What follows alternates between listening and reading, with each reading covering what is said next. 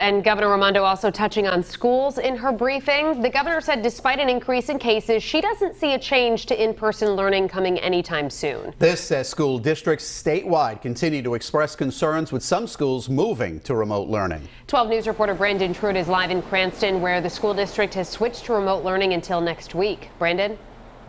Well, Mike and Shannon, there was a lot that went into this decision in Cranston, but really the issues they face represent what schools are facing statewide. And tonight, Rhode Island's largest teachers union says it's time for some changes.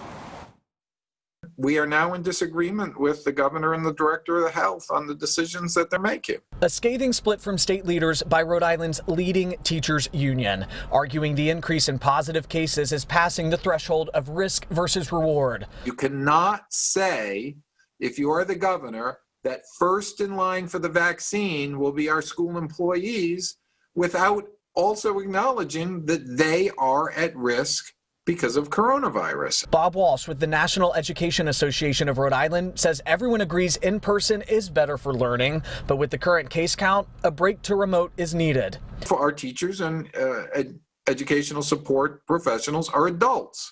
They are exposed to this disease. The governor sticking with her case that science is on her side. There's not a shred of evidence anywhere in any country, in any state, that school is a vector of spread. Just this week, Cranston making a shift to full remote learning until Tuesday. The superintendent telling me it's due to an increase in cases with students and staff and a delay in contact tracing efforts, leaving them short-staffed. Now you have students in the building and not enough adults to cover the classes. The Rhode Island Schools Teachers Association tells me districts statewide have stepped up to help with contact tracing. Some schools argue they are already spread thin enough. So are some of them getting overwhelmed with that? Yes, absolutely. It's really hard.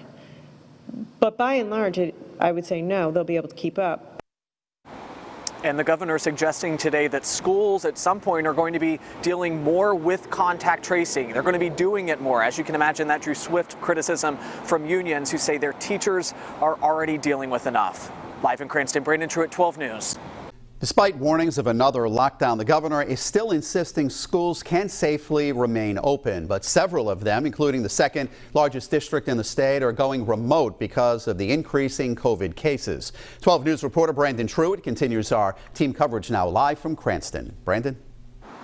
Well, Mike, the superintendent here telling me this was really a last case scenario, but she says she was out of options. They really had no other choice here. And tonight I'm learning that some of the issues they're facing here are happening in other districts too.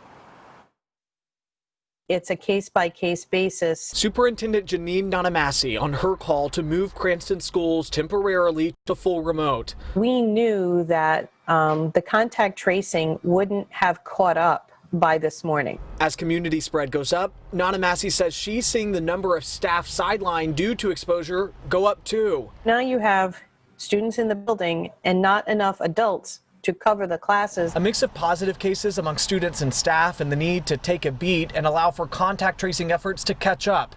I'm told some of that work is now falling more on school districts.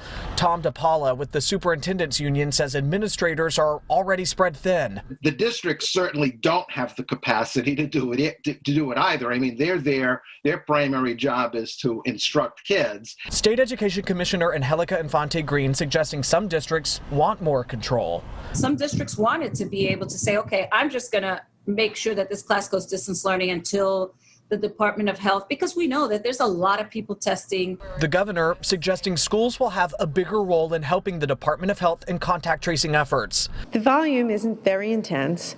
We're actually moving to a model where we're going to let the schools have some more ability to move faster. NERI, the state's largest teachers union, sounding off on those comments. The schools do not have the extra bodies. Right now, we've got superintendents covering classrooms when teachers are out. We don't have a person to spare right now.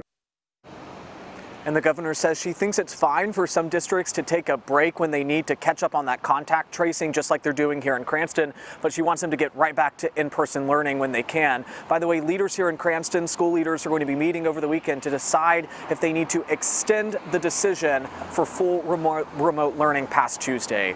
Live in Cranston, Brandon Truitt, 12 News.